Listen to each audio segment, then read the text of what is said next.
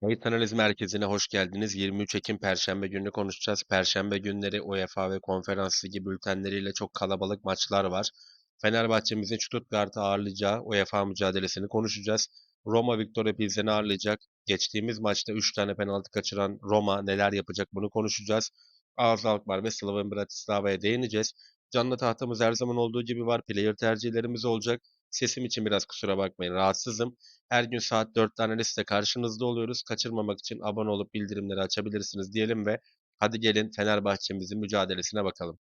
Fenerbahçe'de gündemler bitmiyor. Yani Saadettin Saran yönetimi geldikten sonrasında kadro dışılar oldu. Scout ekibinin görevine son verildi. Divan kurulunda Aziz Yıldırım, Ali Koç konuşmaları, oradaki sürtüşmeleri devam etti. Yani Saran bu takımı ben toparlayacağını düşünüyorum. Çünkü spordan gelen bir başkan. Yüzmede çok ciddi başarıları olan bir başkan. Sporu bilen bir adam, sporcu bir adam. O yüzden bence Ali Koç yönetiminden daha verimli olacağını düşünüyorum ben nacizane olarak. Fenerbahçe'nin oyununa baktığımızda ise oyunu çok tat veren bir oyun yok. Yani özellikle o eski dönemdeki Saraçoğlu cehenneminden pek eserler yok. Stuttgart'ı ağırlayacaklar UEFA'da. Bir verilere bakalım öncelikle. Fenerbahçe Avrupa Ligi'ne 3-1'lik Zagreb mağlubiyetiyle başladı Hırvatistan'da ve yediği goller inanılmaz pis gollerdi yani. O yüzden bu seviyede o golleri yememek gerekiyor. Daha sonrasında içeride Nice'ı 2-1 ile güzel bir oyunla geçti. Nice eski Nice zaten değil. Oldukça kötü bir durumdalar şu anda. Ama içeride Avrupa Ligi'nde maç kazanmak atmosfer olarak Avrupa'yı tekrardan o ritmi yakalamak adına her zaman önemlidir. Son maçta 1.52'lik bir XG üretti Fenerbahçe. 17 şut attı Nice karesine. 5 tanesi isabetli. Bir tane de kaçırdığı net pozisyon var. Nice'a da 1.29'luk bir XG verdi ama yani aslına bakarsak Nice'da özellikle 2-0'dan sonrasında pozisyonlara girdi. Direkten dönen bir şutu da var. Stuttgart cephesine bir bakalım. Sebastian Hoeneß'le birlikte artık oyunu iyiden iyi oturan bir Stuttgart var. Her ne kadar iyi futbolcularını büyük takımlara kaptırsa da örneğin Girassi, Voltamade gibi çok ciddi gelir elde eden bir Stuttgart var son dönemde. Baktığımız zaman ligde Stuttgart 4 maçlık bir galibiyet serisi var. Sezon Union Berlin'e 2-1 yenilerek başlamıştı. Sonra Gladbach'ı 1-0'la geçtiler kendi sahalarında. Deplasmanda Freiburg'a 3-1 yenildiler. ST Pauli, Köln, Heidenheim ve Wolfsburg'u da yenmeyi başardılar. Almanya Ligi'nde oynadığı tüm maçlarda gol atan bir Stuttgart var. Bunun altını çizelim ki zaten Almanya Ligi bu sene gollü geçiyor. Avrupa Ligi'ne baktığımızda ise kendi sahalarında Celta Vigo'yu 2-1 ile geçtikten sonrasında Basel'e 2-0 yenildiler. Ki bunu da değerlendirmiştik o günün analistinde.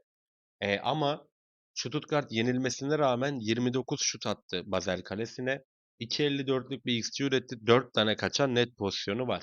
Yani Stuttgart pozisyona girebiliyor. Fenerbahçe de giriyor ve Saraçoğlu'nda oynadığı maçlarda Fenerbahçe taraftarın da etkisiyle rakibe biraz daha baskın oyun oynayabiliyor set oyununda.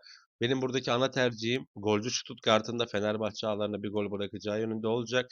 Maç özelindeki ana tercihim karşılıklı gol var. Fenerbahçe'nin içinde bulunduğu mevcut durum sebebiyle tarafa çok yönelmek istemiyorum. Bir reaksiyon maçı da olabilir Fenerbahçe için. Stuttgart Fenerbahçe'yi yenebilir. O yüzden buradaki ana tercihim karşılıklı gol var deyip kaçma taraftarıyım bu maçtan. Combo değerlendirilebilir ama bu maçta şöyle bir sistem uygulayabilirsiniz. Karşılıklı gol varı cebimize koyalım. Eğer ki maç 1-1 olursa yani devamındaki bir golü değerlendirebilirsiniz. Özellikle dakika 60-65'ten sonrasında. Bu şekilde bir yön izleyebiliriz diye düşünüyorum. Haydi gelin şimdi oradan 3 tane penaltı kaçıran Roma'nın neler yapacağına bakalım. Gasperini ile beraber bir ritim yakaladı Roma. Atalanta'da da Gasperini iyi bir futbol oynatıyordu. Özellikle skoru bulduktan sonrasında Atalanta da oyunu tutabiliyordu. Roma'ya da tam olarak bunu empoze etti aslında Davide Nicola'dan sonrasında. Geçen yıl Roma iyi bir sezon geçirmedi ama bu yıl iyi durumda oldukça. Baktığımız zaman özellikle daha önce de Roma'yı analiz ettiğimiz için bildiğimiz bir senaryo. Özellikle kısır maçları kazanmayı biliyorlar. Zaten ligdeki ilk 4 maçı 1-0 bitti Roma'nın. Torino'ya 1-0 mağlup oldular o periyotta. Daha sonrasında Verona'yı 2-0'la geçti içeride. Deplasmanda Fiorentina ki bence önemlidir Floransa'da Fiorentina'yı yenmek. 2-1 ile geçtiler. Son maçta ise Inter'e 1-0 mağlup oldu Roma. Ama Roma'nın hücum varyasyonları bir noktada bir türlü işliyor. Yani baktığımız zaman Roma pozisyona giriyor. Takım olarak böyle bir nasıl diyeyim Real Madrid, Liverpool gibi güven vermese de hücum hattı.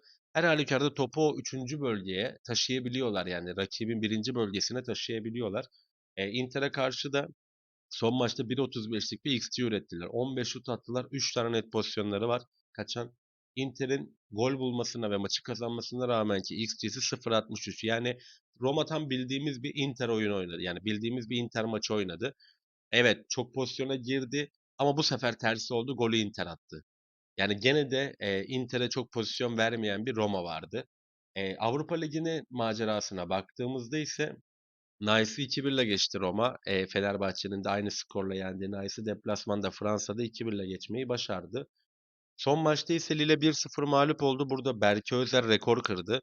Yani 3 defa penaltı, aynı penaltı 3 kez kaçtı. Orada biraz Berke'nin başarısını gölgelemek istemiyorum ama ya bir noktada atacaksın artık onu. Yani Allah ne verdiyse vurup da olsa atacaksın. Ben burada Roma Victoria Pilsen mücadelesinde Pilsen'e yani biraz ağır geleceğini düşünüyorum Roma'nın. Pilsen de fena bir şu anda UEFA Avrupa Ligi geçirmiyor. Ferencvaros'la deplasmanda Macaristan'da 1-1 berabere kaldıktan sonrasında Malmö'yü 3-0'la geçtiler. Buradaki ana tercihim benim Roma'nın maçı kazanacağı yönünde olacak. Oran yükseltmek isteyenler 1 ve 4.5 altı değerlendirebilir. Bu maç özelinde farklı bir tercihim daha var. Şimdi Victor Pilsen'in oynadığı 2 maçta da kırmızı kart çıktı. Bu maç özelinde sarı kartlar değerlendirilebilir. Çünkü Roma eğer ki ilk golü atarsa, düşündüğümüz olursa oyunu da sertleştirmekten çekinmeyen bir takım. Sonuçta bir İtalyan takımı ve bunu en iyi temsil eden takımlardan biri Roma. Burada da kart bahislerini de değerlendirebilirsiniz. Baremler şu an açık değil. Ama yani bir kırmızı kartta bekliyorum ben bu maçtan. İki sert takımın mücadelesi çetin geçebilir diye düşünüyorum ama ana tercihim benim 1 ve 4.5 altı yönünde olacak. Hadi gelin Hollanda'ya gidelim ve Slavan Bratislava Alkmaar mücadelesine bakalım. Konferans Ligi'nde Alkmaar Bratislava'yı ağırlayacak. Öncelikle biraz Bratislava cephesine bakalım. Daha öncesinde eski dönemde futbol oynayan Vladimir Weiss çalıştırıyor. Bratislava şu anda kendi liginde lider durumda. 9 maçta 6 galibiyet, 3 beraberliği var. 21 gol atarken kalesinde 12 gol gördü Bratislava. Ya çok ciddi bir ligi yok. Zaten 12 ligli bir takım burası. O yüzden genelde Bratislava'nın ağırlığıyla geçiyor. Arada bazen Zilina, Spartak Trnava'nın zorlamaları olabiliyor ama aslında Slavan Bratislava bu ligin Bayern Münih gibi düşünebiliriz. O yüzden çok büyük bir kıyas mıdır? Değildir. Alkmaar cephesine baktığımızda ise Alkmaar şu anda kendi liginde Eredivisie'de 9 maçta 5 galibiyet, 3 beraberlik, bir mağlubiyetle 3. sırada 19 gol atarken kalesinde 12 gol gördü. Toplamda 18 puan topladılar. Konferans ligi detaylarına baktığımızda ise iki takım da Alkmaar AEK Larnaka'ya 4-0 mağlup oldu ilk maçta konferans liginde. Çok ciddi bir skor ve hiç kimsenin beklemediği bir skor. Yani maçın favorisi Alkmaar olarak beklenirken Larnaka inanılmaz büyük bir sürpriz yaptı ve epey de sükse buldu bu aslında spor haberlerinde. Bratislava cephesinde ise Strasbourg'a 2-1 mağlup olan bir Bratislava var. Bu beklentiydi yani sonuçta Fransa 1. Ligi'nde mücadele eden bir Strasbourg var. Son maçını Paris Saint-Germain'le kafa kafaya oynayıp 3-3 biten bir Strasbourg var. Yani bunu tercih edilebilir bir senaryoydu. Tahmin edilebilir bir senaryoydu aslında. Bu maç özelindeki benim ana tercihim Alkmaar için bir reaksiyon maçı. Bratislava için ise Strasbourg yenilgisinden sonrasında en azından konferans ligine tutunabilmek için reaksiyon gösterme maçı olabilir. O yüzden ben açık bir mücadele bekliyorum. Alkmaar da çok pozisyon veriyor, gol yiyor. Ama hücum hattı da formda Bratislava keza aynı şekilde. O yüzden benim buradaki ana tercihim ilk yarı 0.5 üstü. Alternatifim ise 2.5 üstü yönünde olacak. İlk yarı 0.5 üste biraz daha takip edip değerlendirebilirsiniz. Ama ben bu maçta 2.5 hatta 3.5 üstüne taşınabilecek bir mücadele bekliyorum. Bratislava'nın da gol katkısıyla beraber.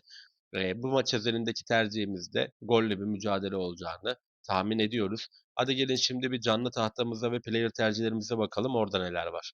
Canlı tahtamız ve player tercihlerine baktığımızda Konyaspor Beşiktaş'ta Beşiktaş'ı Gençler Birliği mücadelesinde analiz olarak vermiştik. Öne geçtiği maçta Gençler Birliği'ne mağlup oldular. O yüzden canlıdan değerlendirmekte fayda var.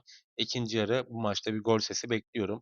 Monaco Tottenham mücadelesi keyifli bir maç olacaktır. Burada hem ilk yarı hem ikinci yarı gol bekliyorum. İki açık oynayan takım, golleri taraf almak tarafında değilim. Ortaya gol daha mantıklı bu maçta. Bayern Münih Kulüp Brugge mücadelesinde ise dakika 10-15'ten sonrasında Bayern Münih'in atacağı bir gole tatmin edici bir oran gelebilir. İlk yarı Bayern Münih'in golü değerlendirilebilir. Harry Kane çok formda, hiç boş geçtiği maç yok. Bruges ağlarına da minimum bir gol bırakacağını düşünüyorum. Victor Osimhen de Bodo Glimt ağlarını sarsar diye düşünüyorum. Her gün saat 4'te analizde karşınızda oluyoruz. Abone olup beğeni bırakmayı unutmayın diyelim. Yarın saat 4'te buluşana kadar kendinize çok iyi bakın.